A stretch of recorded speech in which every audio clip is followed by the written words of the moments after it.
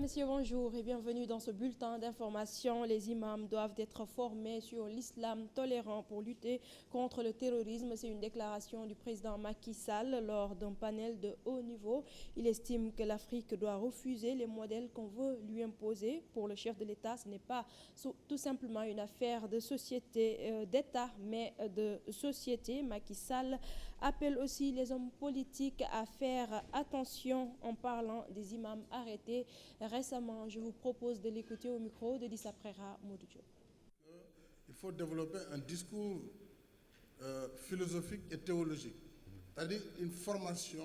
dañoo war a taxaw ci tàggat imaam yi ci ab islam bu tolérant ndax ñun façon islam boobu la ñu xam ba islam ñëwee Afrique ba tey duñu nangu ku ñu imposer beneen façon islam bu ñu mësul a xam loolu nag nekkul liggéeyu état yi rek askan wi tamit daf si war a jàpp bu ñu gisee ay colin ak ay defin yoo xam ne wuute na lool ak suñu ay cosaan ak suñu ay aada dañoo war a am fitu xeex ko dafa mel ni rek yeneen modèle yu ñu bëgg a imposer waruñu ko nangu ndax dañoo pauvre rek wala dañoo ndóol ba fu waaye jóge rek bëgg ñu imposer ay modèle yu àndul ak suñu aada ak suñu ay cosaan homme politique yi tamit dañoo war a am fitu assumer seen ay position ci xeexum terrorisme dégg naa ay politiciens fan ci réew mi di am lu ñuy wax ci jàpp gu ñu jàpp ay imam dama bëgg nag ñu def attention bu baax ci li ñuy wax ndax xeex gi ñuy xeex terrorisme duñu ci nangu yenn wax yi. Tolérer ce genre d'écart parce qu'il s'agit de la sécurité nationale.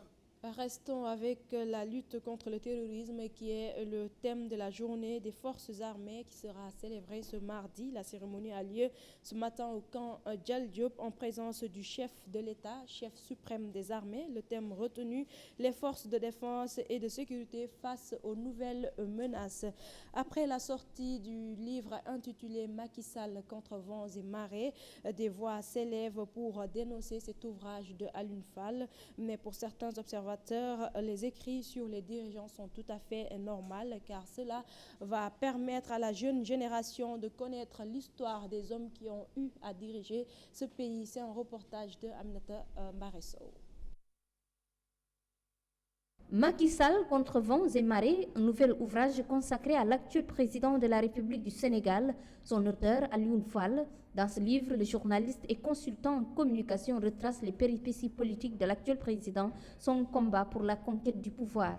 Et moi je dis qu'il est heureux que des gens prennent l'initiative d'écrire sur les hommes de pouvoir. Les hommes de pouvoir et les intellectuels, c'est une vieille histoire qui date de l'Antiquité. En passant par le Moyen-Âge et puis l'histoire moderne et contemporaine. On n'écrit pas sur n'importe qui. Le chef de l'État, le président de la République, une personnalité est en soi un sujet d'étude. Et de notre côté aussi, conserver ce récit à travers l'histoire. Parce que comme vous le savez, tout ce qui n'est pas du tout consigné par écrit est quelque chose de perdu. Vous savez, le pouvoir exerce une certaine fascination sur les individus.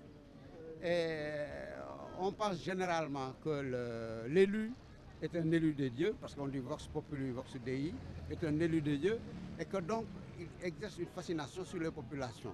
Écrire sur cette fascination, je pense, est un intérêt social. Avant Alioune Fall, d'autres collaborateurs du chef de l'État ont écrit. C'est le cas d'Abdou Latif Coulibaly, le ministre et secrétaire général du gouvernement, avait mis l'accent sur les réalisations à mi-parcours du président. C'est quelque chose qui devrait se faire davantage.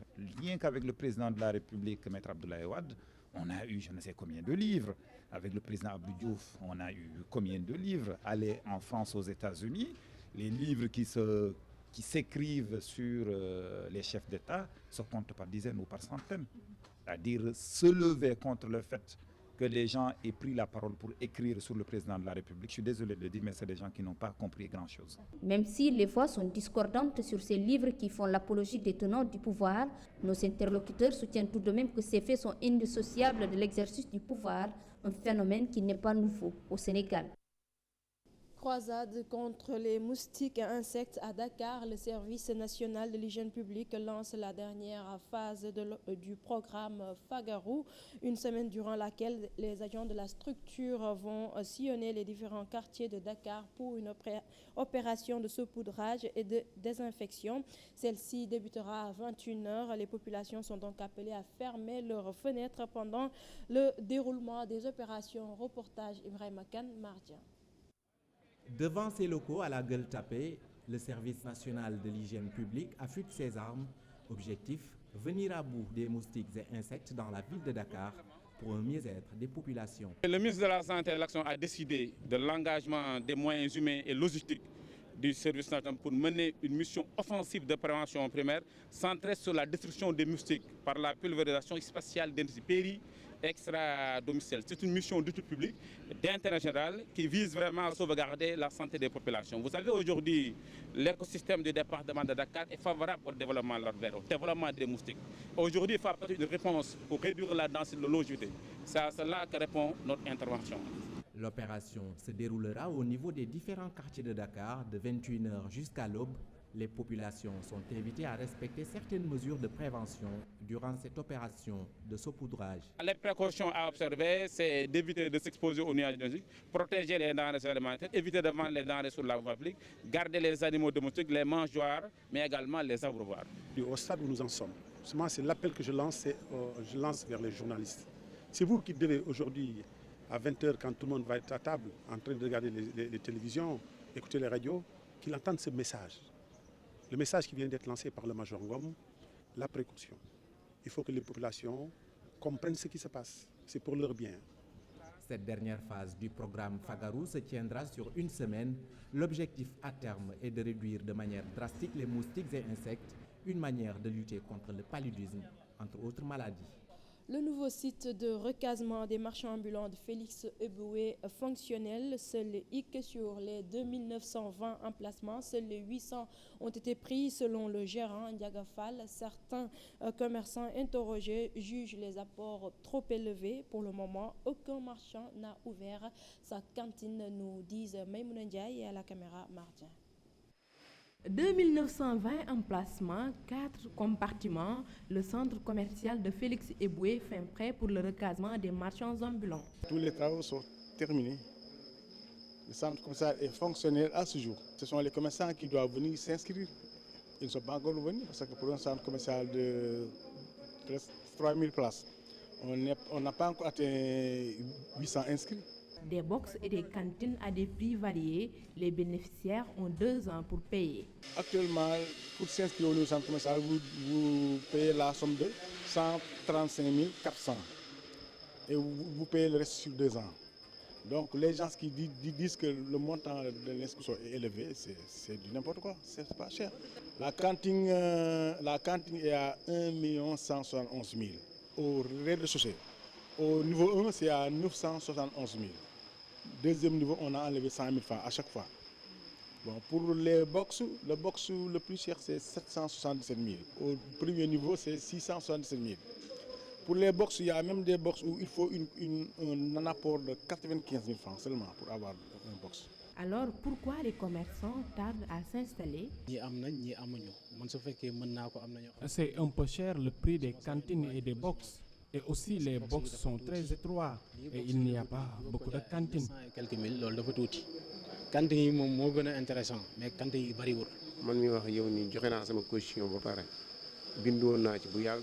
J'ai déjà versé ma caution il y a de cela 4 mois, mais nous attendons toujours.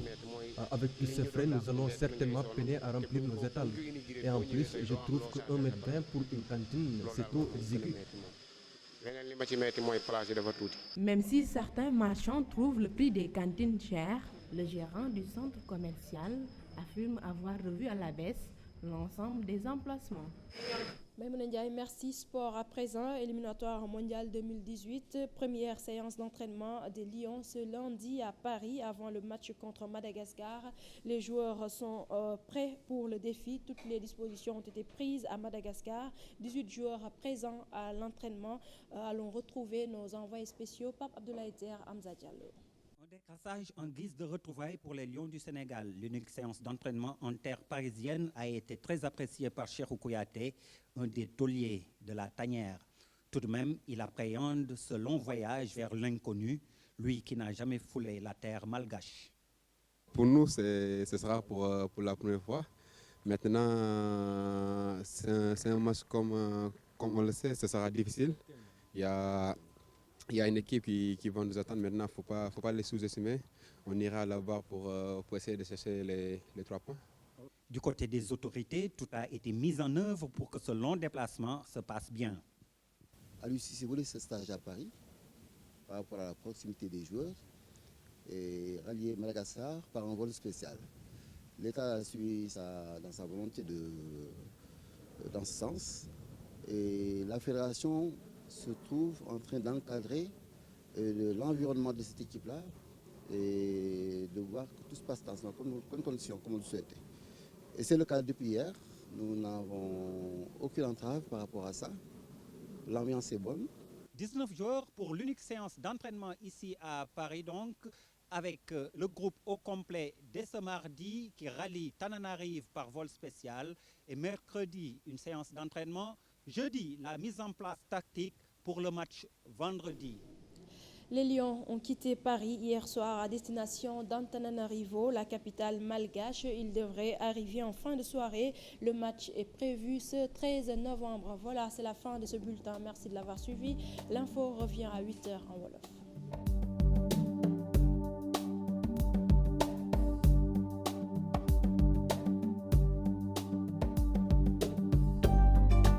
Merci Fatima Ba Diakhaté, c'était le premier journal de ce mardi matin, mardi 10 octobre 10 novembre 2015. Il est exactement 7h35. ñuy gërëm bu baax rédaction bu télévision Futur Média mu nekkoon journal bu 7h bi ci français tombé tey ak mardi 10 novembre 2015 7h35 mooy doog a jot ngeen yeewu ca fajar ba tey àndandoo ak ñun ci télévision Futur Média 8h on te retrouve pour wolof bi journal boobule ñu ngi koy xaarandi xanaa rek ñu bàyyi la nga jukki ñu ci xibaaru jaww ji tey ji yeewu nañu fii ci Ndakaaru ak lu toll ci 24 degré Fatima. 24 degrés Pape Cheikh ni mu ko waxee ba tey ñu ngi ci mois de novembre bi ñu nemmeeku ne tàngaay gi fan yi sax dafa gën a tar tàngaay gu metti moom la ñu nemmeeku ci biir réew mi waaye ca bët saalumu réew mi moom température yi tàmbali na wàcc bu baax a baax ndax température bi gën a tuuti ci suba teel gi 22 degrés Kédougou moom moo koy am bi gën a mag 25 degrés dinañ ko am ca Saint-Louis. Dakar dina yeewoo ko 24 degrés Podor itam 24 degrés lay am Matam ak Linguère 23 degrés Diourbel Kaolack itam 23 degrés la ñuy yeewoo Tambacounda 24 degrés Ziguinchor ak Kolda 23 degrés température yooyu dinañu yéeg ba yegg si 42 degrés ci ngoon gi di température bi gën a mag dinañ ko am ca Matam bi gën a tuuti 33 degrés fii ci Dakar lay doon Saint-Louis dina am 38 degrés Podor 41 degrés Linguère 41 degrés itam Diourbel 40 degrés Kaolack 39 degrés Tambacounda 37 degrés Ziguinchor Kédougou 36 degrés Kolda 35 degrés ñu wax ci marée yi géej gi nag wàccoon na ci guddi dina wàccaat itam bu 14h tegale 5 minutes géej gi dina yéeg bu ci kanamee tuuti 8h05 yéegaat itam 20h25 ci guddi ñu wax ci nappkat yi dem géej di wuti jën jàppale ni moment yu gën a am solo ci bëccëgu tey gi mu ngi toll ci diggante 6h03 jàpp 8h03 moment bi may wax ak yéen waaye itam 18h02 jàpp 20h02 minutes dina doon moment bu am solo. jant bi nag moom fenk na ay simili ngi nii 7h09 ñu ngi yaakaar itam muso bu juróom benn waxtu ci ngoon tegalee fanweeri simili ak juróom-ñeent Pape Cheikh li mooy li gën a fës ci xibaaru jaww ji. jërëjëf mu nekkoon jaww ji météo bi ak Fatima Ba Diakhaté donc tey 24 degrés mais teewul bëccëg bi gis ngeen ni muy tàngee tàngaay bu metti lool ba dañuy foog ni été bi demagul et pourtant ñu ngi ci mois de novembre c'est le mois de transition paraît-il entre nawet bi ak seddaay bi nag ñu ngi ko njort fileeg le 1er décembre loolu météo bi la woon ñu ciy gërëm waa service météo ñoo ñu koy yónnee fajar gu jot kon nag xam ngeen ni li ñu leen di jox ci ay xibaar jëm ci jaww ji lu wér te wóor la ñu jàll ci yéen kaay yeeg seen i xët ci ndimbalu Fatima Ba Diakhaté laata ñuy dem ci revue de presse bi ca kanam ak Mamadou Mouhamed Ndiaye l'observateur la ñu koy njëkk njëkkee ay kàddu président Macky Sall jëm ci ñi ñu tuddee ay terroristes daanaka yéenekaay yu bëri loolee la ñu xëyee tey Fatima Ba. Alors lutte contre le terrorisme Macky menace yooyu la nag mu jàllale moom la l'Observateur xëyee tey ci xëtam bu njëkk. waaw menace Pape Cheikh ndax moom njiitu réew mi dem ci ab panel boo xamante ne daal dina ko jiite dafa dellu si rek ci li nga xamante ne moom moo di actualité bi di wàllu terrorisme wax ak imam yi ne imam yooyu la sax dañ leen a war a former ci lépp loo xamante ne dañu koy wax waaye itam message yu ñuy véhiculer ñu fexe ba bu ñu koy joxe daal ñu bañ a tiital askan wi naka noonu itam politiciens yi ndax jàpp nañ ne jamono ji bëri na ci ñoom ñuy wax ne imam yi ñu teg loxo mbirum politique moom moo ko lal président Macky Sall nag mu ngi leen di artu xam le ne képp koo xamante ne wax nga ci naka sudul noonu yooyu it yoon dina dal sa kaw président Macky Sall yemu ca ndax nee na voile yu mag yi nga xamante ne sax soxna yi dañ koy faral di sol loolee lu ñuy dakkal la fii ci Sénégal. ba ci yéenekaay bi di enquête sax menaces yooyu la président def jëm ci terroriste yooyu la moom la xëyee tey les menaces de Macky Sall la ko tuddee ci xëtu yéenekaay bi li ñu ko liir. menace de Macky Sall ndax moom démb daanaka ñëpp la waxal muy imam yi muy itam politiciens yi waaye itam soxna yi nga xamante ne dañuy faral di muuru goo xamante ne moom jàpp na ne dafa ëpp te loolee lu ne xaj na ci moom président Macky Sall xam le ne nag ne fi terrorisme toll ci àdduna bi donc jot na Sénégal itam jël ci ay matuwaay yu am solo ngir rek xeex gi nga xamante ne sumb nañ ko ñu mën ci am ndam. ba ci grand place loolee sax tolérance zéro la ko tuddee. tolérance zéro ndax amul dara loo xamante ne dinañ ko jéggal askan wi Pape Cheikh gis nga ni ñu teg loxo bokk na ci ñoom ay imam waaye itam ay soxna président Macky Sall nag ne duñu ca yem képp koo xamante ne njort nañ ne dangaa laale yile terrorisme wala boog yaa ngi jokk ak moom yoon dina def li ko war ci sa kaw. ba ci témoin loolu la xëyee tey ni président Macky Sall nee na du leen muñal dara ndax yéenekaay bi ci xëtam ñu ngi liir ni Macky Sall veut terroriser les terroristes. terroriser les terroristes Pape Cheikh tiital leen ba duñu mën a yegg si fii ci Sénégal amal seen ñaawteef yooyu ñuy faral di gis ca biti réew loolee le président Macky Sall bëgg ba tax na mi ngi sàkku ci askan wi ñoom it xeex bi ñu dugal ci seen loxo bu baax a baax yombalal ñi nga xamante ne ñoom ñooy liggéey ci wàllu kaaraange seen liggéey. voilà ba ci Walfadjri sax loolu la xëyee tey Macky droit dans ses bottes arrestation des imams di ay kàddu yoo xamante ne ñu ngi koy gis ci xëtu yéenekaay bi ji Walfadjri kàddu yooyu nag Fatima yaa ngi ñu koy xamal ni mi ngi ko doon amal ci rajo bi nga xamee ni moo doon am ñu jagleel ko chef d'État yi alors sommet boobule ci la président Macky Sall génne kàddu yooyu jëm ci yenn cay imam yoo xamee ni teg nañu leen loxo ba ci yéenekaay bi di réew mi ci xëtam moo ngi ñu koy xamal les chefs d'État africains boudent le sommet de Gadio. waaw ab sommet la boo xamante ne Cheikh Tidiane Gadio bokk na ci ñi ko jiite ñi ko taxawal di sommet boo xamante ne dañ ko jagleel wàllu paix ak sécurité door nañ ko niki démb fii ci Dakar lu ñu fa nemmeeku nag bu ñu sukkandikoo ci yéenekaay bi di réew mi moo di ne njiitu réewi Afrique yu bëri teewuñu ci bile ndaje loolee tax yéenekaay bi ne yooyu les chefs d'État dañoo rek budde li nga xamante ne moom moo di forum bi nga xamante ne Cheikh Tidiane Gadio moom moo ko taxawal. ba tey ci xëtu yéenekaay yi rek ñu bëri xëy nañu ak coow li ñu tuddee affaire Lamine Diack Zoom ci xëtam ñu ngi ci lire la commission d'éthique recommande la suspension de l'ancien président de l'IA2F. waaw ñoom I2AF IAF loolu la ñu xamle commission bi yor wàllu éthique ci IAF moom lu mu xamle moo di ne dañoo war a dakkal ay yëngu-yëngu Lamine Diack ci biir bile structure laata rek yoon di pare def liggéeyam ci coowal ger gi nga xamante ne fan yii yëpp ñu ngi ko ci tudd. ba ci créé ak coowam ak mbiram ñu ngi koy waxtaanee fan yii yëpp waaye ki ñu ciy gën di dégg mooy kii di Tahibou Ndiaye direct info ci xëtam bu njëkk ñu ngi ci liir ni CREI dafa condamné Tahibou Ndiaye ci lu jëm ci juróomi at 5 ans ferme ak ñaari milliards yoo xam ne ni war na ko fay ci amende ak lépp loo xam ne ni am na ko ci ay biens ñu ngi koy gis ci xëtu yéenekaay bi di direct info. waaw Tahibou Ndiaye Pape Cheikh jiite woon fii ay jamono cadastre moom nag ñu ngi ko doon toppee wàllu enrichissement illicite verdict bi démb la daanu CREI jaan ko juróomi ati kaso yoo xamante ne da ko war a tëdd moom Tahibou Ndiaye waaye itam ay milliards yu bëri yoo xamante ne war na ko jox nguur gi alalam itam nguur gi dina ci teg loxo waaye verdict bi yomul ci moom rek ndax soxnaam itam daañ nañ ko ñetti ati kaso benn goo xamante ne dina ko tëdd ñaar yi sursis la ay doomu jiitleem itam ñaari ati sursis ñaari ati kaso yoo xamante ne duñ ko tëdd loolee la leen CREI daan ak ay milliards yu bëri yoo xamante ne war nañ ko joxe. ba ci Sud Quotidien sax loolee la xëyee muy li mu tuddee enrichissement illicite CREI dépouille Tahibou ci xëtu yéenekaay bi loolee lañ ciy liir muy Sud Quotidien. depuis Tahibou Ndiaye Pape Cheikh ndax yéenekaay bi dafa jàpp rek ne verdict bi nga xamante ne CREI daaneel na ko buñ ko jëfee moom Tahibou Ndiaye daanaka du desee dara ndax alalam dinañ ko nangu alalu soxnaam ay doomu jiitleem itam naka noonu yéenekaay bi nag jàpp ne loolee bu antoo daal moom Tahibou Ndiaye mi fi jiite woon cadastre daanaka du dese dara. yéenekaay bi di Libération coowal koppar la xëyee tamit waaye du coowal koppar bu jëm ci cimenterie bi. Sococim fi mu tollu tembe ñu ngi koy toppee juróomi milliards loolu ab scandale la boo xamante ne gis nañ ko ci kër googu du yëngu ci wàllu defar ciment ñu ne nag juróomi milliards yoo xamante ne dañu koy traqué dañu ko toppee këru liggéeykaay boobule Libération moom moo ci xëy ni ki tey Pape Cheikh. mu ngoog loolu yéenekaay boobu la di Libération ñu jeexal ak Stade ak ni mu xëyee tey ak suñu gaynde yi ci seen attaque bi la xëyee ni attaque bi dafa nekk en panne sèche Demba Ba ak Moussa Sow ndax dañoo war a ñëwaat ab laaja sampu sànq rek laataa ngay jeexal journalu 7h bi ñu ngi dégg Cheikhou Kouyaté moom ay kàddu yoo xamante ni wax na ko ci taxawaay suñu équipe bi surtout ci seen prestation yu mujj yi.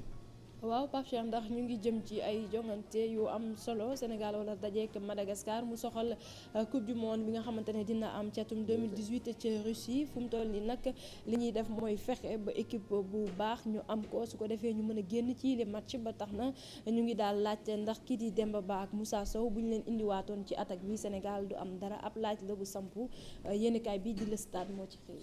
jërëjëf Fatima Ba Diakhaté Miss Matam mu nekkoon yéenekaay yi ak seeni xët journal 8h bi ci français 7h bi plutôt di nga dellu si waat fii léegi ay minutes pour beneen journal mooy ñaareelu jotaay bi ci wolof lay doon ñi ci fas yéene ci àndandoo ak yow ñu ngi lay gërëm bu baax mbokk yi mbaa jàmm ngeen fanaan ñu ngi leen di ñaanal mardi bu neex ci télévision Futur Média tey mardi 10 novembre 2015 7h45 mooy doog a jot 8h moins 15 on retrouve tout de suite Zeyna pour j'allais dire Yeewu Gym mais horoscope voilà.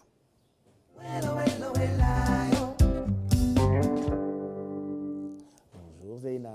Bonjour Baïser. koo dendal. xanaa niit. ok d'accord. mais Pape Cheikh nag li nga daanaan samedi ëpp na.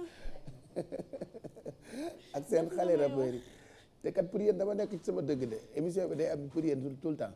Pape Cheikh nag da nga ko war di def nag. kaa ma wax la une fois par mois sax dafa ndaw. kon pour yéen sama dëgg laa nekk noonu. non Pape Cheikh il le faut parce que samedi c'était trop. xam nga tu as cartonné ak lu cartonné na loolu nag foog nga koy kii. waaw dëggantaan. mais t'as pas le choix, faut que tu le fasses s'il te plaît. non waa à débattre après mais il le faut franchement il le faut. alors horoscope bi horoscope bi on démarre avec les béliers. On démarre avec les béliers Pape Cheikh tey di mardi 10 novembre 2015 bélier ñu ne leen nag jamono ji ñu ngi vivre une période de crise salutaire boo xamante ne dina leen permettre ñu jël conscience des véritables enjeux de la vie waaye nañu def attention ci seen xaalis bu baax a baax te tey ji kat bu ñu topp torop seen bakkan nañu rester conscient et serein. Taureau nee nañ leen ñu xalaat a planter quelques graines yoo xamante ne dañ koy def ak seen partenaire wala ak seeni ay collaborateurs ndax bu ñu ko defee kat dinañ mën a am résultat yu baax graines yooyu kat dinañ mën a meññ d'ici la prochaine lune et ça sera environ dans un mois. Gémeaux yi cette pleine lune nag tey jii mi ngi mettre l'accent sur leur santé te seen santé boobu nag il gagnerait à la ménager bu fekkee ne bëgguñu finir sur un lit d'hôpital nañu xalaat toppatoo seen bopp prendre soin d'eux-mêmes. Cancer yi nee nañ leen tey pleine lune bi dina leen apporter beaucoup de joie que ça soit ak seen partenaire l'être aimé wala ak seeni ay doom tey jii kat dinañu particulièrement heureux mais nag nañu xalaat rendre mbëggeel boobu nga xamante ne dinañ ko recevoir. Lions yi tey dinañ am de très bons rapports ak les membres de leur foyer de leur famille wala seeni ay collaborateurs nañu xalaat tout de même nag à reconsidérer la relation bi nga xamante ne moom la ñu am ak certains de leurs collègues nañu xam bu baax a baax lan la ñuy sekk ak yooyu collègues. vierge yi tamit nee nañ leen dinañ am d'excellents échanges tey jii bu fekkee ne surtout nag dañu yëngatu ci domaine commerce wala communication de bons résultats dinañ mën a découler ci échange yooyu nga xamante ne dinañ ko amal tey. Balance yi nee nañ leen tey jii kat mun nañ faire valoir seeni ay qualité ak seeni ay dons particuliers waaye nañu def attention à ne pas en faire un peu trop nañ ko def avec subtilité et dans tous les cas nañu rester modeste. Scorpion yi tey jii kat le soleil a rendez-vous avec la lune dans votre signe muy scorpion yi profitez-en pour ngeen mën a planter de nouvelles graines ci seen spécialité xool leen domaine bi nga xamante ne moom ngeen gën a xarañ ngeen planter ci ay graines yooyu dinañ mën a meññ d'ici la prochaine lune di fàttali rek ne tey jii kat ci pleine lune la ñu nekk. Sagittaire yi nee nañ leen pleine lune bi tey dina leen permettre ñu jël un peu de recul dans le silence et le calme waaye nañu éviter de s'enfermer un peu trop longtemps parce que le monde a besoin de vous. Capricorne yi nee nañ leen tey jii kat am na seen projet boo xamante ne tenir na leen torop à cœur te tey jii kat bu ñu moytul projet boobu dina aboutir te seeni ay xarit dinañ ci kontaan seeni ay jegeñaale seen famille ñëpp ay kontaan ci loolu ba tax na bu nouvelle bi daanoo rek ñu ngi leen di digal nañ ko féete ak ñi nga xamante ne ñoom ñoo leen jege. Verseau yi tey jii dinañ am l'occasion de gravir des sommets sur le plan social ou professionnel nañu profiter des prochains jours nag pour ñu mën a avancer bu baax a baax dans le cadre de certains projets yoo xamante ne ñu ngi ko amoon depuis bu yàgg ndax période bi kat c'est une période favorable pour ñoom. Pare ak poisson yi nee nañ leen ñu profiter de cette belle journée pour ñu amuser wu nañu participer à un voyage ou du moins un week-end prolongé en groupe que mu nekk ak seen ay xarit wala ak seen partenaire tey jii daal nañu bégal seen bopp Pape Cheikh loolu la ñu andi woon ci horoscope tey yem ak mardi 10 novembre 2015. merci horoscope bi la woon ak Zeyna di nga yendu ak internet yi. waaw damay yendu ak internet ci Pape Cheikh keroog dañ defoon hashtag boo xamante ne nag amuñu woon temps pour ñëwaat si mais c'était trop marrant internet yi dañoo reetaanloo bay bëgg dee moo tax tey ñu bëgg ko baaxee téléspectateurs yi ba tax na ci loolu rek la ñuy ñëwaat mooy lan la ñu xalaat ne kenn waru ko woon créer voilà loolu la ñu posé woon internet ci keroog ci kanam tuuti rek dinañ ñëw ak quelques commentaires pour téléspectateurs yi Pape Cheikh. voilà qu'est-ce que l'homme a créé et ngeen xalaat ni waru ko woon créer depuis keroog ñu ngi def yéen a ngi ñu yónnee seen ay commentaires on va lire vos commentaires tout à l'heure ah. dangay ree ba sonn. gars yi ñu ngi wax lu nekk waruñu woon créer am na sax ñu ne waruñu woon créer bijou waruñu woon créer table tout ça donc beaucoup de commentaires continuez envoyer après on va lire ca kanam on retrouve tout de suite Ibrahima Diédhiou pour li nga xamee ni moo di une wala menu bu l'observateur bu tey bi ginnaaw bi ñu leen présenté xët bu njëkk bi ci l'observateur dañuy dem directement ca rédaction centrale bu l'observateur pour la présentation du menu de ce mardi 10 novembre 2015 bonjour Ibrahima. Cher Diallo, bonjour à toute l'équipe de Yeewu Leen. Je suis ravi de vous présenter l'édition du jour de l'Observateur qui barre sa une ce titre. Lutte contre le terrorisme, Macky Sall menace. Nous n'accepterons pas qu'on nous impose une nouvelle forme d'islam. Et c'est hier après-midi, ils étaient 1000 participants accrédités pour le forum Paix et sécurité de Dakar. Les experts sont venus de tous les pays pour parler de terrorisme, mais c'est le président Macky Sall qui leur a ravi la vedette. Se penchant sur la question du port de voile intégral, Macky Sall s'est voulu on ne peut plus clair. Le port de voile intégral ne correspond ni à nos cultures, ni à nos traditions, ni même à notre conception de l'islam. Nous devons avoir le courage de combattre cette forme excessive, de nous imposer une manière d'être. Macky Sall a en sus mis en garde ceux qui seraient tentés par une récupération politique des débats liés au terrorisme. Nous venons d'arrêter des imams au Sénégal et j'ai entendu des hommes politiques faire le lien. Je les invite à faire attention et je peux dire ici que la lutte contre le terrorisme ne saura tolérer ce genre d'écart parce qu'il s'agit de la sécurité nationale, a averti le président Macky Sall. Nous nous rendons à présent à Guédiawaye et c'est pour parler de la recrudescence de la délinquance urbaine. Un jeune plombier de 23 ans attaqué par une bande d'agresseurs et meurt poignardé. Il s'agit d'une bande de malfaiteurs qui a tenté sans succès de s'attaquer à un boutiquier et qui a finalement retourné sa bile contre un jeune individu qui s'est trouvé au mauvais endroit, au mauvais moment. Il sera sauvagement tabassé puis poignardé dans le dos. 3 des malfaiteurs arrêtés par la police de Wakhinam Nimzatt ont été placés en garde à vue. Le reste de la bande est activement traqué. Pendant ce temps, l'un des agresseurs lynchés par la foule a été extirpé par la police qui l'a conduit à l'hôpital Roi-Baudin. Reconduit au poste de police de Wakhinam Nimzatt, il y a succombé.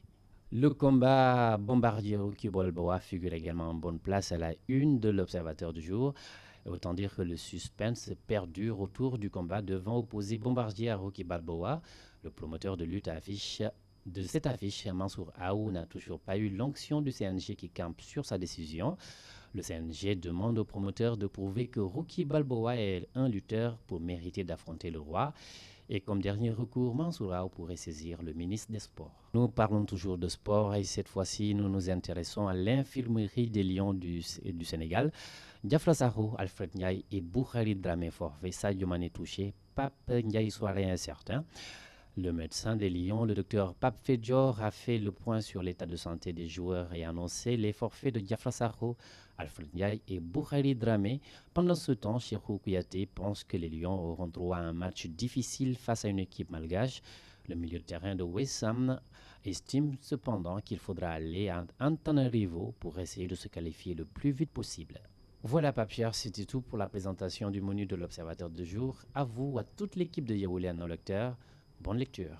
Ben merci Ibrahima. Nous remercions toute la rédaction du quotidien L'Observateur. C'était la présentation du menu de ce 10 novembre 2015. L'Observateur ak ni mu xëyee tey ci mardi bi loolu lañ doon présenté ci français ak ki nga xamante ni moo di Ibrahima Diédhiou. Ñun ñëpp a ngi fi Bijou Mado, Maymouna Gueye Bambalo, Alfi Félix, Aïssatou Paye Fall pour Yeewu Leen mardi bi yi leen di préparé maa ngi ci ñëw ci kanam puisque dañuy course ak heure bi ndax 8h léegi mu jot pour journal bi ak Fatima Ba Diakhaté. Mado rek lañ fi namoon mais sinon les autres elles sont là Mado rek ngeen namoon elle va nous dire comment s'est passée sa mission. En attendant on retrouve tout de suite coach pour li nga xamante ni moo di yeewu gym comme ça ñu defar yaram yi tuuti.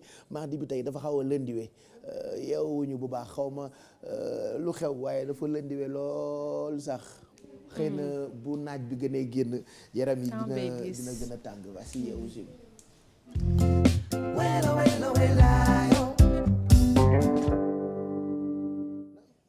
nga di da nga foogoon yónni Mado mission bi dëgg la sa xel mi dem na loolu di film bu ñuy joué rek yéen a ngi en direct tout le monde vous regarde.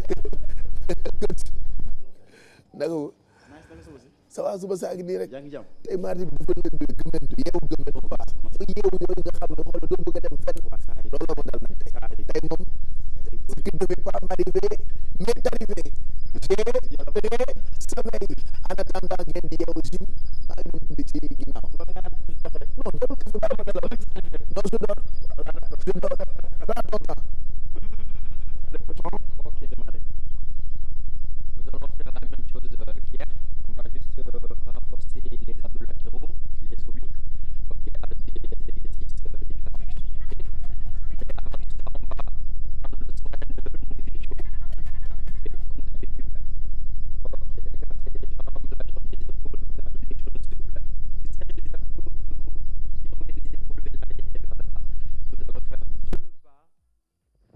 Dans 4, dans 3, dans 2, c'est parti.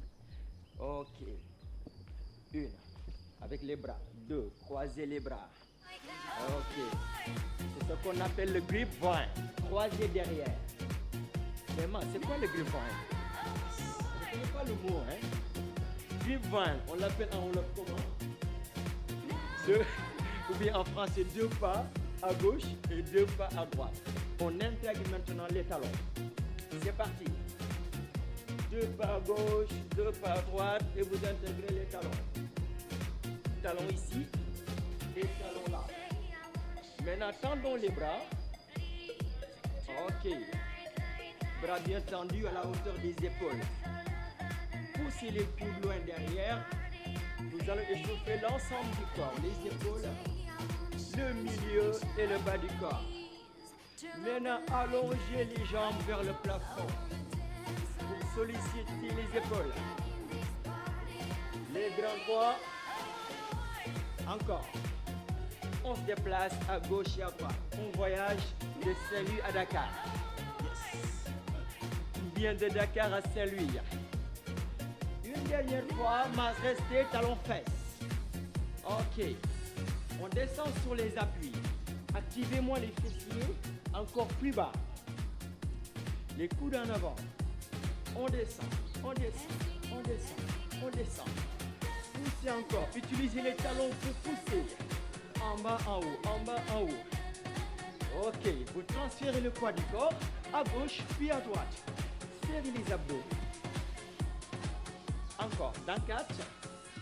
Dans 3. Dans 2. On soulève maintenant les genoux alternés, gauche et droite. Là, c'est un échauffement spécifique aux obliques. Tous les mouvements de rotation du buste, ok, sont gérés par les obliques. Alors, ce qu'on va travailler tout à l'heure, avec ma twist et encore. On met un peu de niveau, un peu d'intensité, avec des rebonds, jambe gauche, jambe droite.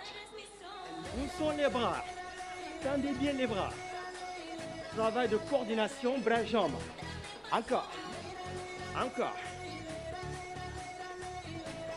Twistez au maximum. Croisez au maximum. Encore. Les muscles travaillent en soutien. Là, c'est les obliques. Maintenant, on va solliciter un peu le droit de l'abdomen. Ok. Tendez la jambe devant maintenant. Ok. On travaille le droit de l'abdomen. L'option avec masse. Poussez le buste vers le bas et les jambes vers le haut. Pour travailler, échauffer le haut et le bas du bas de l'abdomen. Encore, on va terminer avec ça. 8, 7, allez masse.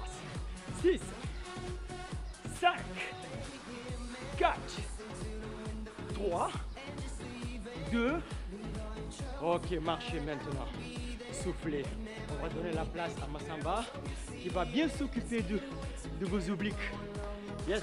Merci beaucoup. Thanks. Allez, le travail continue comme hier. Toujours les obliques ce matin.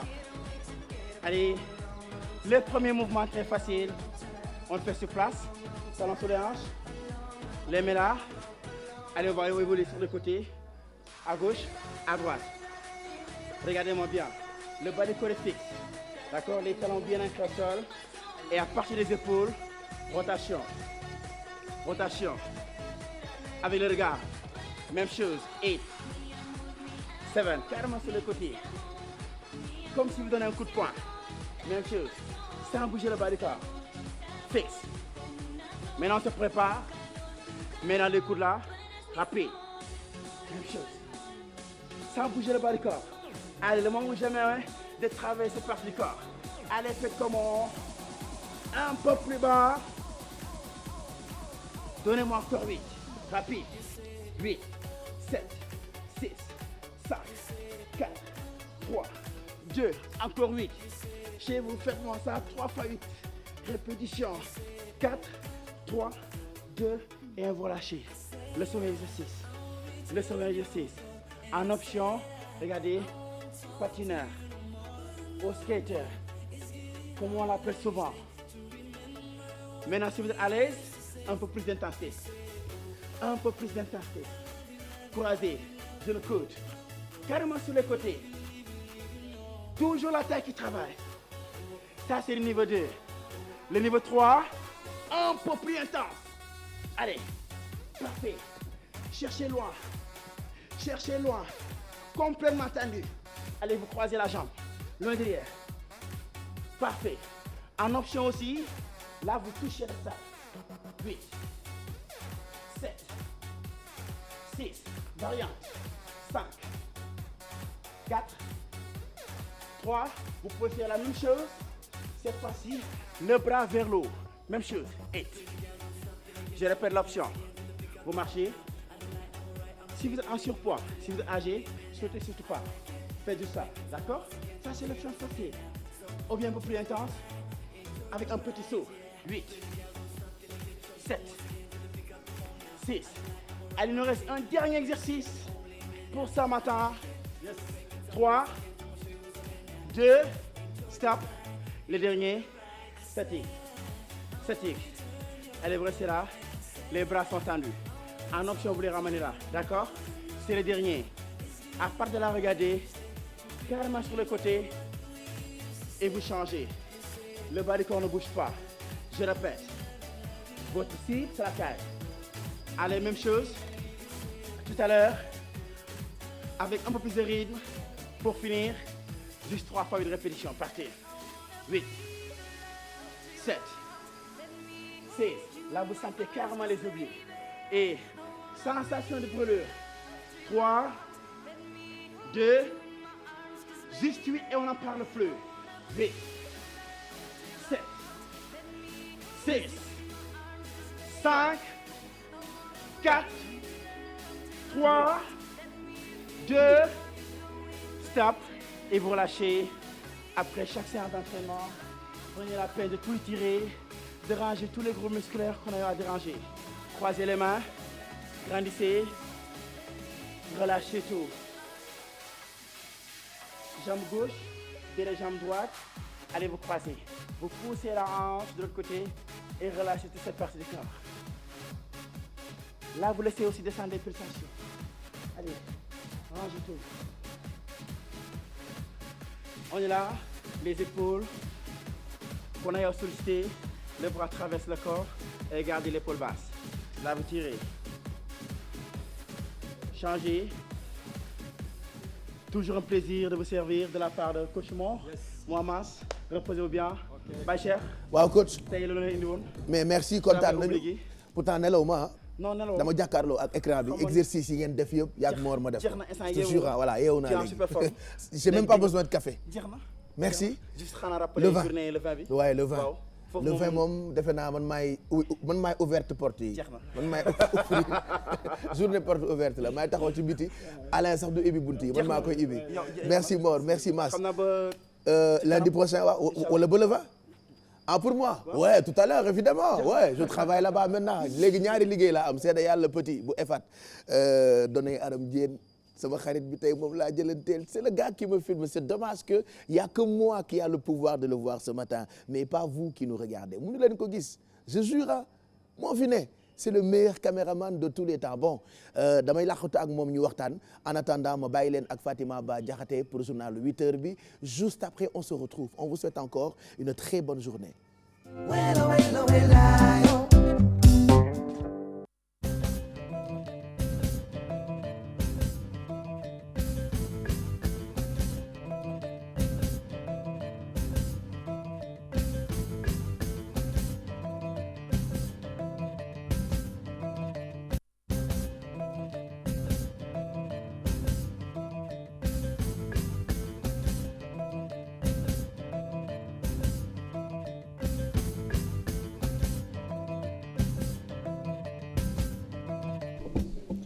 mbokk yi ñu ngi leen di nuyu di rafetlu seen ànd ak télévision Futur Média xibaar juróom-ñetti waxtu yi ñu doore kook njiitu réew mi président Macky Sall mi xam le ni imaam yi dañ leen a war a tàggat ci l'islam ngir rek ñu gën a xam naka la ñuy waxee ka askan wi bañ leen a tiital loolee soxal xeex wàllu terrorisme fii ci Sénégal moom président Macky Sall doon jiite ab ndaje bu yaa bu ñu jagleel wàllu jàmm ak kaaraange fii ci Afrique mu xam le ne nag ne mbirum terrorisme du rek mbiru état waaye itam askan wi ci boppam ñoo war a dugal seen loxo ci xeex mi ñu teewlu ay kàddoom ci micro di Saprera. Il faut dire que il faut développer un discours philosophique et théologique, c'est-à-dire une formation.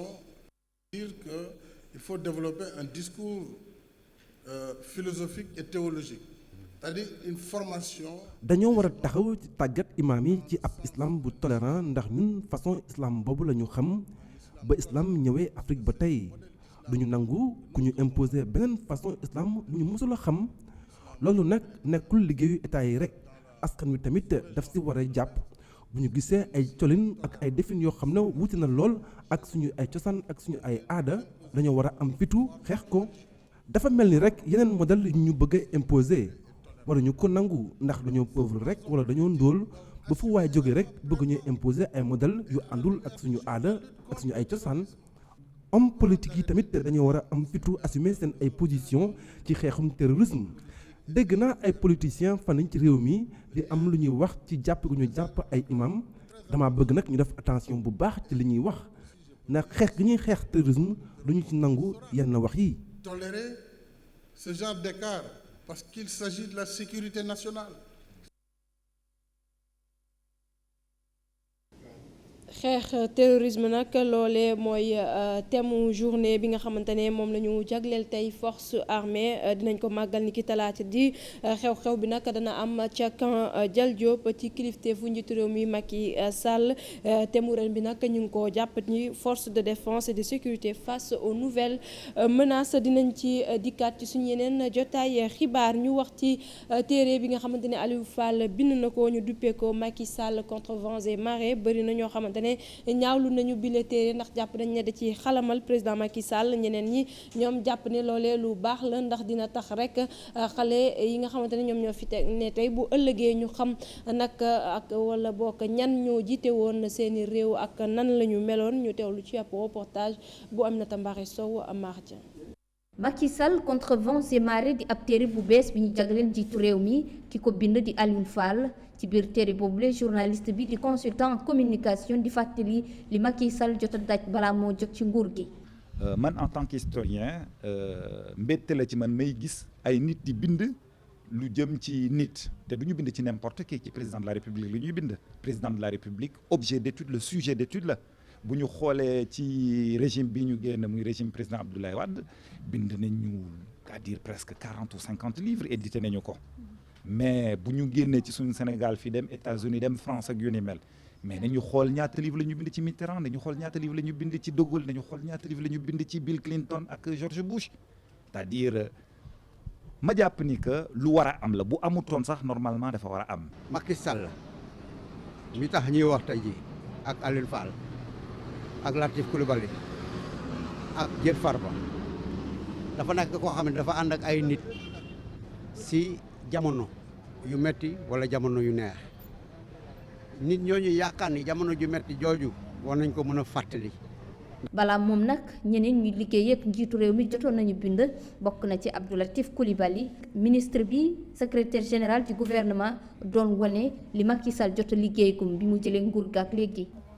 léegi lii ni téere bi ñuy wax naan day tagg mais liir leen ko téere la boo xam ne day raconter ana nan la Macky jógee ci suuf yéeg ana nan la xeexee nguuru Ablaye Wade ba nekk président de la république ma loolu gisuma lu ci tagg. bu dee sax am na ñuy yëkkati seen kàddu di ñaawlu téere yooyu ñuy jagleen jiitu réew mi ak ni muy doxalee ñi ñu waxtaanal jàpp nañ ne lii lu mënta ñàkk la te nguur gi fi jaar jot nga am li ni mel. ñu wax ci xeex gi nga xamante ne service national d'hygiène sumb na ko ngir rek jëlee fii yooyu ak yenn xeetu moustique yi loolee nag doon phase bu mujj ci programme bi ñu duppee fagaru dinañu dugg ci gox yi ci gox-goxaan yi nekk fii ci Ndakaaru daal di rek désinfecté gox yooyu le dina door nag juróom-ñeenti waxtu ci guddi loolee waral ñuy sàkku ci askan wi ñuy tëj seeni buntu fenêtre waaye itam fexe ba bàyyi xel bu baax a baax ci lépp loo xamante ne dañ koy lekk ñu teewlu ci Ibrahima Kane Mardia. ci buntu maakaanam fii ci Gueule Tapée service national bu hygiène publique nekk di waajal li ko tax a jóg nag xeex ak yooyu rawatina yenn xeetu gunóor yi ñu gis fii ci Dakar loolee nag ngir njëriñu askan bi. tey nag mooy dernière phase bi maanaam campagne antivectorielle dañuy jóg pour xeex yooyu ak insectes yi nga xam ne ñu ngi la jël ñu di ay jàngoro def poudrage ci quartier yëpp ci commune yëpp. def ko ci camp militaire yi camp de gendarmerie loolu pour wàññi yooyu pour wàññi yenn xeetu gunóor yi bu ko defee ñu aar askan wi ci feebar yooyu duñ yem foofu dinañ dem ci école yi Pampé dem ci daara yi dem ci mosquée yi dem ci église yi yooyu bu ko defee day wàññi feebar yi bu baax a baax a baax. opération gi dinañu ko amal nag ci bépp quartier bu nekk ci Dakar lu ko dalee juróom-ñeenti waxtu ci guddi gi jàpp fajar gi ci loolu nag askan bi ñu leen di ñaax ñu respecter yenn mesures de prévention. fagaro bi war na nit ñi jël seen matuwaay yi ci war mooy too jaay ñam yi ci mbedd bu ñu poudre loolu baaxul mooy too dox di des ak oto yu poudre kooku baaxul fenêtre yi ñu koy fermer ci kër yi également animaux dem lu yor ay ginaar ak say xaar nga denc leen la ñuy lekk aussi nga denc ko loolu ay mesures yu am solo loolu ñi ngi ñaax maire yi di leen ñaanaat ñu wax ko seen population ci mosquée yi créer pour jël matuwaay yi loolu rek day renforcer succès intervention bi. sensibilisation bi ci journaliste yi lañ ko xaar pour une fois ngeen may ñu ko gratuitement. mais que dëkk bi yëpp yëg ne ñoo ngi saupoudré di faj mu jur jàngoro nag baaxul donc war nañu xam ne service d'hygiène jël na disposition noppal ñu ci li ñu sonal mais bu ñuy noppal ci li ñu sonal am na lu muy utiliser dina ko commencer 9h jëmale ba fajar nañu jël suñu disposition ba poudre boobu nga xamee ne quelque temps rek lay durer ah du ñu gaañ nii mais mun na gaañ mala yi donc nañu denc mala yi nañu jël suñu ay dispositions à partir de 9h. pàcc bu mujj bi ñeel programme fagaru service d'hygiène dina ko amal ci diirub une semaine buñ ca noppee nag ñoo am yaakaar ne yooyu dinañu wàññeeku bu baax a baax loolee nag di mën a tax sax ba ñu xeexandi lii di paludisme. ñu wax ci site de recasement bi ñu jagleel marchand ambulant yi te mu nekk ca Félix Éboué boobee site nag daanaka lépp yemb na lenn luñ ci naqarlu rek moo di ne ci 2920 cantines yi nga xamante ne am na fa 800 yi képp la ñu jëlagum mu nekk nag ab mbir moo xamante ne Ndiaga Fall moom moo ko xamle moom moo yor bërëb ba marchand ambulant yi nag bi ñu waxtaanee ak ñoom xamle nañ ne njëg yi dafa cher lool moo waral mënuñu dem ci bile site de recasement ñu teewlu ci Maymouna Ndiaye Mardia.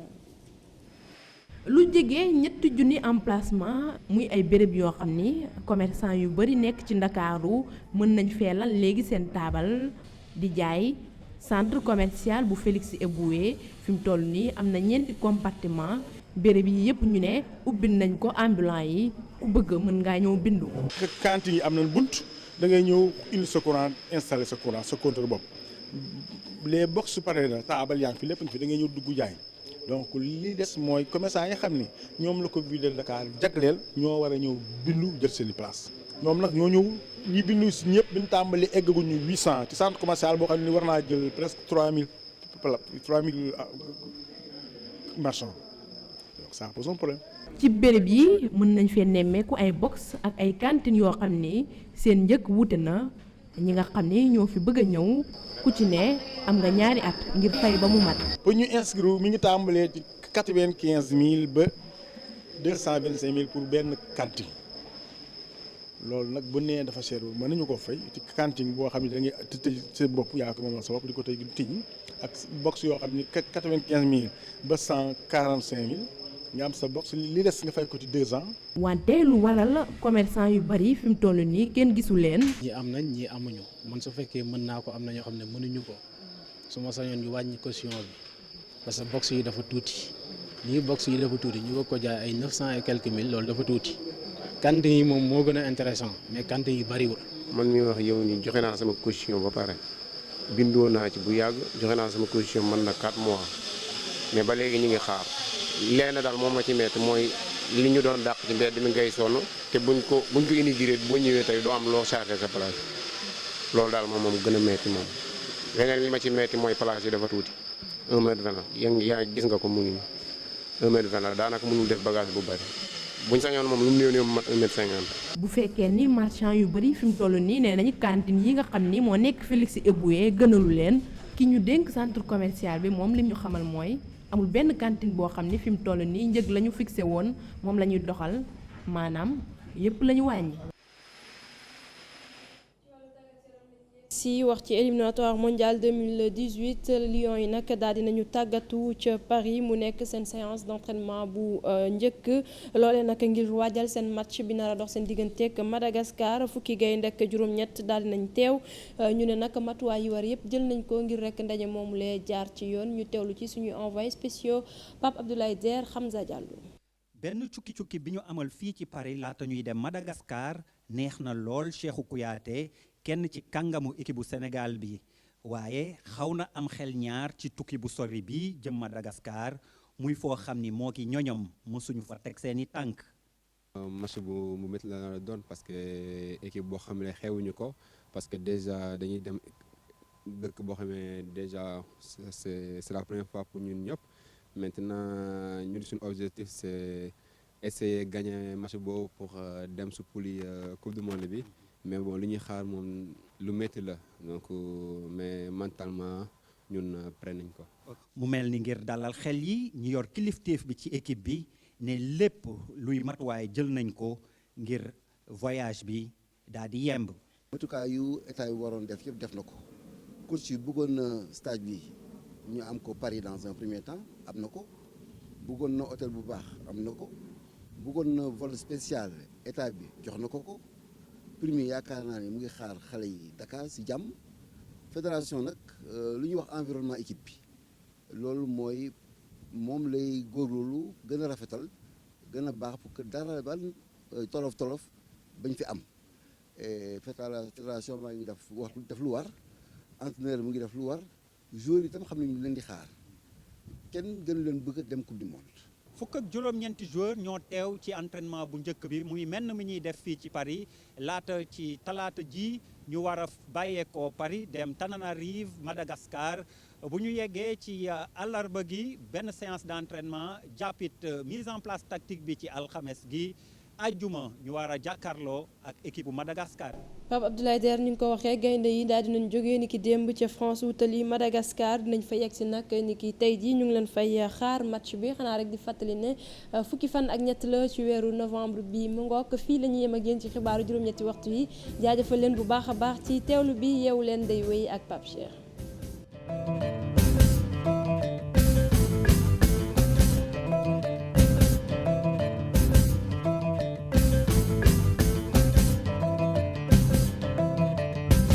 jërëjëf mu nekkoon journal 8h bi ñu ngi ci àndoon ak Fatima Ba Diakhaté ca fajar ba tey moo ñuy gindi ci ay xibaar bi 7h jotee moo njëkk a def journal ci français bi ci topp léegi lay doog a jeex ñuy gërëm itam rédaction bu télévision Futur Média ca kanam dina tombé ak diggu bëccëg bi fileeg benn waxtu daañu àndaat ak ñoom Adja Ngone Ngom mooy présenté journal boobule rédaction bi nag ci seen liggéey bu am solo ñu ngi leen di jagleel bis bu jot ay xibaar yu am solo bu dee jàllul ci télé bi mën ngeen yër itam suñu site internet bi di www.igfm.sn foofee itam bu ngeen ko yëree du ngeen fa mën a am ay xibaar yu wér te wóor day tax ngeen di tàggoo ak kumpa ni ñu koy defee suba gu jot fu ñu journalé ba noppi dañuy dem fekki suñu ay correspondant tey nag dañoo bëgg a dem dëkk bu ñu naan Kaolack nag ngeen xëy ca fajar ba tey àndandoo ak ñun ñu ngi leen di ndokkeel ak diwaan bu ngeen mënti nekk foofu ca Saloum ki ñu fa teewal nag xam ngeen ni Ibrahima Diamé lay wuyoo Ibrahima Diamé mooy suñu correspondant permanent ca Kaolack Ndangaan Ibrahima ñu ngi lay nuyu mbaa jàmm nga fanaane maa ngi leen di delloo nuyoo bu baax a baax Pape Cheikh. naka Kaolack tey dégg naa yeewoo ngeen ak lu toll ci 23 degré mais ngoon gi mën na dem ba ay 39 degré comme quoi ni Ndakaaru foofu itam ca Kaolack tàngaay baa ngi desandi ba tey. effectivement fan yi dafa tàng jër Pape Cheikh. muy suba si muy ci ngoon si muy bëccëg si day tàng jër si ci biir Kaolack. voilà donc loolu moom defe naa Sénégal fépp la mais espérons que léegi mu jeex ndax yàkkamti nañu seddaay bi dugg si bu weesoo loolu lu ñu mën a jàpp ci ay xibaar foofu ca Kaolack Ibrahima. alors jërëjëf Pape Cheikh di gën a fës kan ci xibaar yi bokk na ci tournée bi nga xam ne ministre de la femme de la famille et de l'enfance madame Mariama Sarr ak ay partenaires italiens andi ceek waa PIDES programme intégré de développement économique et social amal nañ ko kon ni ki démb kon ci diwaanu Kaolack dem nañ Nioro inauguré fa ñetti salle de classe yu bees yu ñu tabax kon équipé ko ci ndimbalu waa PIDES dem nañ itam Guinguinéo inauguré foofule ay infrastructure sanitaire et scolaire ñaari salle de classe ci case des tout petits ba ak benn poste de santé ci quartier Waalo njëgli nag mu ngi dem ba ci 30 millions de francs CFA et puis dem ba ci commune bu Toubacouta wax kon ci njombe bi nga xam ne amoo xewoon na fa ni ki barkaati démb benn dawalkatu Jakarta daal la client bu mu doon yóbbu jàmpaaka ba mu ñàkk bakkanam affaire baa ngi xewee kon diggante Toubacouta ak Missirah Néméba fi mu ko doon yóbbu waa ji daal bu ñu sukkandikoo ci sunu témoins yi dafa kon gannaayoo woon paaka bu ñu demee kon ba ci diggante bi ci la daal di ko ne may ma tuuti ma for sama daal bi ndax dafa wodd bi borom Jakarta bi taxawee kon ba jox ko gannaaw ci la ko daal di bett jam ko paaka ñu jël ko ci saa si yóbbu ko l'hôpital luñ jote nag ba waa ji def ñaawteef boobule loolu moo ñu leeragul waaye daal bu ñu ko yóbbee ci hôpital ci yoon bi sax la ñàkk bakkanam waaye laata muy dee nag laata muy gaañu jot na leen raconté mbir mi yépp nan la demee ki def ñaawteef boobule nag ñoom waa gendarmerie teg nañ ko loxo et puis wax ci leneen maintenant Pape Cheikh ak coupure courant yi nga xam ne c'est revenu nemmeekuwaat nañ ko fii ci biir commune bu Kaolack waaye tamit ci Guinguinéo ci barkaati démb rek Kaolack yépp dañ ko coupé woon lu mot juróom ñetti waxtu di dari kon 9h ba 16h bu ñu wooyee téléphone nag ki nga xam ne moom mooy délégué régional de la Sénélec bu Kaolack pour laaj ko lan moo xew def ñu ne rek dañuy def ay travaux d'entretien waaye nag askan wi commencé nañ kon di ci maar parce que déjà motul semaine rek waa quartier Coofak ak li ko wër dem nañ wàcc nañ ci mbedd mi pour ñaawlu li ni mel la. wax ci mbirum politique maintenant ak réunion bureau politique bu AFP amal week-end bi ñu génn ci Kaolack. Madina Diouf profito ci rek pour joxe lenge bi kii di honorable député Khoureychi Niass pour kon mu jiite lii di coordination régionale du parti bi waaye tam profito nañ ci pour tontuwaale kii di maître El Hadj Diouf bi ñu ne kon mënatuñu nangu saa su ne mu tëb di dal kon di xas seen leader di Moustapha Niass. Alioune Kébé di député maire bu Kër Madiabel ne ko nag na arrêté sinon daa am nu ñuy jëflanteeg ñoom danañ ko def ak moom kon ba mu sap-sap. jeexale Pape Cheikh léegi ak assemblée générale bu Asifor bu Sibassor ñu nag nee nañ ànduñu ci ni nga xamante ni nguur gi dafa bëgg a privatiser Asifor jox ko waa OFOR maanaam office des forages ruraux. nee nañ nag ñoom ni ñu yore seen Asifor lu mucc ayib la ba tax na daal gisuñu leen lu mën a tax ñu koy privatiser te nee nañ loolu duñ ko nangu tey duñ ko nangu ëllëg Pape Cheikh. voilà donc loolu la ñu mën a jàpp ci ay xibaar foofu ca Kaolack Ibrahima Diamé ñu ngi lay gërëm bu baax yow cote rédaction nga ci dëkk bu mag boobule li ñu fa jàpp nag mooy commune Kaolack ak coupure courant wam loolee di ay jafe-jafe yoo xamee ni dafa bëri lool fii ci Sénégal te ñaare bu amee buñ dee liggéey sax ñoom ñi nga xamee ne ñoom ñoo yore courant bi du neex mukk askan wi mais espérons que solution dina ci am nu mu gënee gaaw ñu bàyyi la nga daw àggal liggéey bi te xam ni ca kanam dinañ la dégg ci suñu ay jotaayu xibaar ci rajo bi RFM ci télé bi télévision Futurs Médias l'Observateur bu suba wala sax suñu site internet bi di www.igfm.sn 8h24 mooy doog a jot mbokk yi ba jàmm ngeen fanaane ñun ñëpp a ngi fi ñu jàll ci coming next bi moom laa koy dosé de waaw da ngeen def naka suba si namoon naa leen nag vraiment xëy ji leen ba ñàkk leen a gis wóorul wàccu loo leen ne jàmm rek ay yow may mun naa ngi mardi ba tey gisee wuñu ça fait longtemps une semaine ah ouais yow sénégalais yi sax dañ lay namm Astou Paye depuis mardi dernier on s'est pas vu ouh là là naka suba si mbaa yaa ngi ci jàmm Mado depuis une semaine on s'est pas vu toi mine de rien qu'est-ce qui s'est passé mission spéciale comme tu avais dit. Alors ana reportage bi. Reportage bi daal je pense que je l'ai fait avec le docteur Momar Sène du principal mais c'était fantastique. bien dit voilà dafa demoon reportage comme envoyé spécial la woon Bijou si tamit mu ngi fi waaye na nga def. démb rek gis naa la. billaay yow terewul dama laa nam. waaye man de namuma la. Adja Alfi. ba Seydi Ba wokk bi ci songo jéeri koli sama géer gi yaay nit ku baax sénégalais nag lu mu la ëppalee woon loo ko bi mu xamee nit ñi dañuy yaakaar ci moom fajar geeg café ba tey day dugg si elle prend tout son temps c'est-à-dire elle ne nous regarde même pas elle prend son temps fomp bool fomp plat c'est grave Alfi réglé la café gi sa saraxu fajar la day ñu koy sarax tuba je te jure te café bi dara baaxu ci de mais bon on n'a pas le choix bu yomb bi lay jënd en plus arrêtez là ah ouais. man dinaa wuti machine. man tam mu wuti machine rek. mu ngoog xam nga xëy ñàkk naan lu tàng wóorul. ca kanam dinañu àndandoo ak yéen may mun a tey dinañu waxtaanee énergie renouvelable. sujet la bu am solo et puis on te félicite j'ai remarqué que c'est presque la énième fois à chaque fois que may mun a alerter nit ñi ci loo xamante ni d'habitude bokkul wala duñu koy dégg suñu ay combat je vois que autorités dañ ci jël ay matuwaay par exemple lu jëm ci nekk ci dëkk ñàkki kayit apatride yi mardi ba le passé grâce à toi xam nañ ci luñ ci xamul woon mais je me suis rendu compte que le lendemain Nations Unies daf ci jël ay décisions et boobu ba tey ñu ngi def seen ay campagne ci di publicité ci télé yi pour nit ñi am ay këyit loolu am na solo. même ci booy xool affiche yi bouger vivant yi. tu vois ils expliquent ça que ñaata nit. yow dafa mel ni banque mun daf laa dégg de banque la du mun a ne ci bopp Nations Unies banque la du banque la. merci Pape Cheikh xam nga nu may. comme ni ma ko waxee bële paase rek yaa nekk sama ginnaaw di ma conseiller. di ma naan tegal fii sujet yu may def yëpp nag yaa ma koy dee. mais non mais pas énergie mais man xalaatuma woon énergie renouvelable la musuma xam ne dafa am njëriñ ci wàllu koom ndeke naaj bi mën naa jur lu am solo loo xamante ni mën nañu jëriñ ci développement bi. effectivement Pape Cheikh te ñu bëri ñu ngi commencé def ay invention ak ay création si lu jëm si wàllum énergie renouvelable. ñu bëri nag dañu jàpp ni nguur gi def si ay jéego. alors que am na jéego yu am solo depuis 2014 yoo xamante ni teg nañ ko. à travers li nga xamante ni mooy ANER mooy agence nationale pour la promotion des énergies renouvelables. mais mu nekk benn démembrement bu ministère de l'énergie et des énergies renouvelables. donc tey nag dem nañ waxtaan ak ki nga xamante ni mooy directeur u ANER moom nag ñëw na si projet yu mag yi nga xamante ni depuis 2014 voire 2013 gouvernement bi mu ngi koy porté jëmale ko ci solaire. parce que dëkk yu développé yu bëri dañuy bàyyi xel bu baax ci énergie renouvelable ñun Afrique Sénégal par exemple ni ñu amee naaj. defe naa li mu mën a jur ci développement bëri na.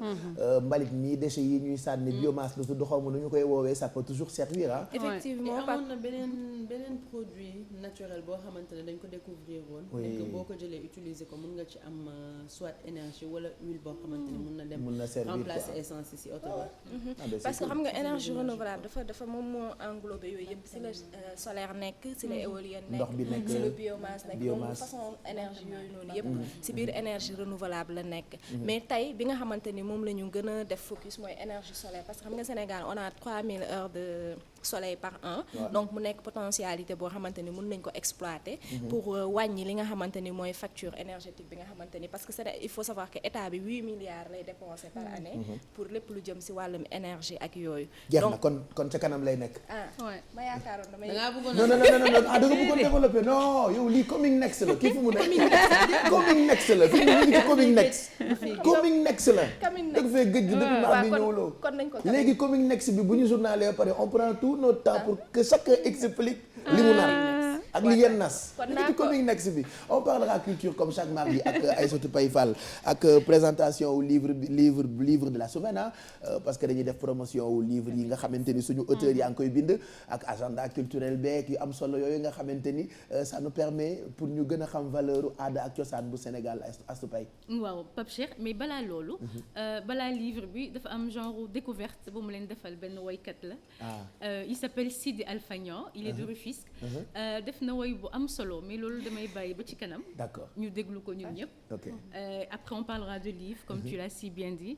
Et on termine par l'agenda culturel. jeex na kon ci kanam lay nekk ak Astou Paye Fall Miss Culture bu yeewu leen Mado comme chaque mardi yi tendance yeeg yenn ci ay tests yoo xamante ni ça peut toujours servir surtout pour jigéen ñi même si que góor ñi dañoo mer parce que Mado elle pense que bien-être ak bien vivre c'est que pour les femmes alors que soin de soi c'est pour tout le monde ñun ñëpp maintenant on prend notre temps bu ñu yeewoo fajar gi bu njëkkoon jigéen ñi rek ko doon def mais léegi góor ñi dañoo mel ni ñuy maquillage dañuy jël temps diw parfumé wu waaw comme quoi développement léegi bien-être dafa développé la nekk c'est vrai Pape Cheikh comme ni nga ko waxee c'est vrai que tey moom suñu pàcc bi dañ ko jagleel jigéen ñi kon saa su ne rek comme ci li ñuy yëngu ñun moom moo di ci wàllu maquillage wala bien-être on va parler aujourd'hui de la tendance phare bi nga xamante ne moom moo xew ci saison bi qui juste pour dire le ombre lips ou bien le ombre lèvres maanaam mélange maanaam en fait c'est pas trop le contouring mais c'est juste vraiment waaw maanaam c'est un dégradé de 2 tons sur les lèvres boo xamante ne dafa xew. Donc tey lèvres la ñuy waxtaanee. effectivement tey ay tuñ rek waaye suñu yosi rek waaw. voilà donc les lèvres ombre lips. Ombre lips en fait en français on dit ombre lips mais bu fekkee ce sont les Américains ils disent ombre lips. Ombre lips d'accord voilà. Donc on parlera de ça pour xale jigéen ñi nga xamante ni lu ne la ñuy xewal et puis gis naa tamit seen xeetu robe bi ngeen xewal démb mu xaw a mel ni lu buuf après moo tax mu def ci enquête moo tax mu buufe noonu buufe yi xanaa dafa xew Pape Cheikh ça s'appelle la tendance baby doll. baby doll la waaw baby doll en fait soo koy waxu mooy dañuy solal jigéen bi ba mu xaw a niru poupée. effectivement donc depuis année 60s yi la xewoon. donc dem nañ def benn recherche ak benn spécialiste mais koo xamante ne bëggul feeñ. d'accord donc j'étais obligée d'expliquer li mu ma wax yëpp reprendre ko et puis wane quelques exemples ay robe naka lañ koy solee fan lañ koy solee ak yan accessoires nga ko mën a boole. d'accord mais seen robe yi dafa mel ni lu ñuy daakaande bi xew léegi. non tissu bi la en fait. tissu bi dañuy def parce que brocart lañ koy defee wala chantoum. de sorte que dafay taxaw parce que loolu lañ si bëgg en fait. wala sac à bazin wala. yéen a ngi fàttaliku Saka Bazin Mbaye Ndiaye kam wax amoon na ci boo xam ne ma invité ko ci télé bi plateau ba tàng amuñu climatiseur mais Mbaye Ndiaye keroog tuuti mu xam Saka Bazin man Mbaye Ndiaye laa nam je t'assure xewaat na nag de mais tissu bu 10 la ñu koy defaree moo tax mu mel ni lu mais bu taxaw bu ne cadre quoi même bu taxawulee il faut nga doubler ko ak tulle pour que mu mun taxaw parce que forme boobu lañ ci recherche d'accord donc c'est ce qui est tendance actuellement bijou monde wala bijou mode tendance wóor ci kanam on en parlera Alfie aussi tey daf ñu toggal ay karambal la gâteau crumble aux pommes. Gâteau crumble aux pommes. Donc Pape Cheikh ginnaaw bi ñu nuyoo toujours avec les beurre waaw grâce au beurre Sofia Pape Cheikh ñi nga xamante ni chaque fois ñoo ñu accompagner ci cuisine bi. ci kanam bu ñu réaliser sunu gâteau yi Pape Cheikh on va parler un peu de la pomme. parce que bienfait yi pomme am Pape boo koy faral di utiliser. à temps mën na dem sax ba aar la ci mbirum diabète. maanaam di utiliser régulièrement di lekk régulièrement pomme. mën na la aar ci diabète te xam nga ku ne mag yi fii. li ñuy souffrir ci diabète bëri na. et puis yow yàgg nga ñu wax ni suba teel bi lekk benn pomme dafa baax depuis que tu nous as appris ça c'est ce que je fais tous les matins. Après le café je prends une pomme. c'est fantastique. et def leen ko d'accord. après am na ñu xam pomme ngeen. en Angleterre xam nga lan la ñuy wax. anglais en tout cas one apple a day keeps the doctor away. maanaam booy lekk benn pomme par jour mun ngaa seeti docteur. effectivement d'accord et surtout qu'est-ce que tu voulais dire sur la pomme avant café bi balaa ngay lekk maanaam balaa ngay lekk dara nga lekk pomme. voilà ok.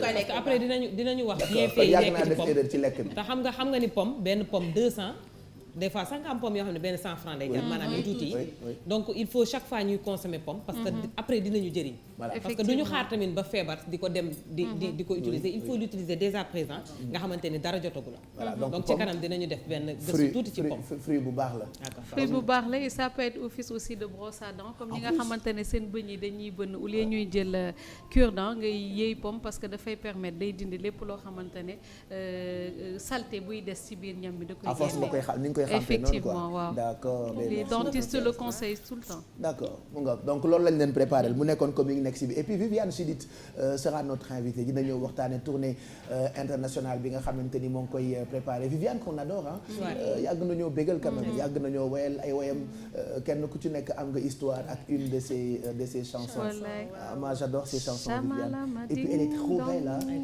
elle est magnifique en plus yow sama la ma ding dong moom lay daaneel ci ay woyam na ma torop sax toutes ces chansons me plaisent mais ci boobu laa ko découvrir sama la ma ding dong et toi Maimouna tàllal loxo ban mooy tàllal loxo sama yoon ma dajeeg waaju baax mu ne ma sama jigéen foo jëm ma yóbbu laa sama yaay nee na ma sama baay nee na ma waytul ma doxandeem ma seede ba seede si la ko tàllal loxo biir yaa ngi daanu de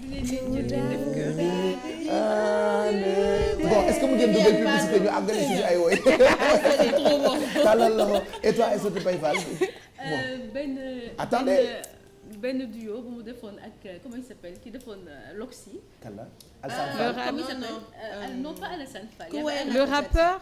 Non c'est pas un rappeur. Hakim. Pas Hakim c'est un autre. Woyu mbëggeel en tout cas. C'est un Sénégalais. c'est un Gambien. Ah oui. Mambala. Mambala. Effectivement boobu ne ban mbëggeel nii la ne c'est ça.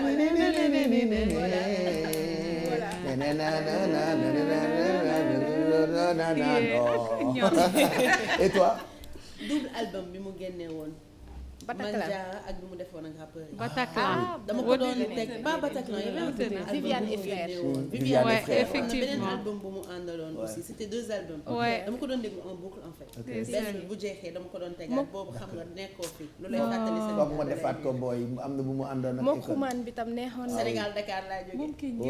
yëpp a neex. toutes ces chansons yëpp a neex. En fait j'ai adoré ces albums là dama ko déglu ba mu moo tax album CD ba xoos ba mu ñëwee fekk Alfie man góor yi bi mu woy góor yi mais version bu njëkk bi man j'adore les rétro wax góor day am fit wala ji leen ma sargal góor ñee mais version originale buur yàlla la ko may. Non, c'est une belle chanson aussi. Donc Viviane sera avec nous tout à l'heure. On parlera de sa tournée parce que chaque fin d'année dafay def tournée internationale. Donc tey dina ñëw ca kanam ci plateau bi bu ko defee mu wax ñu ay datam ak yenn ci ay mbir yoo xamante ni moo ngi koy préparé pour ay soppeem. On se retrouve juste après cette petite pause réclame.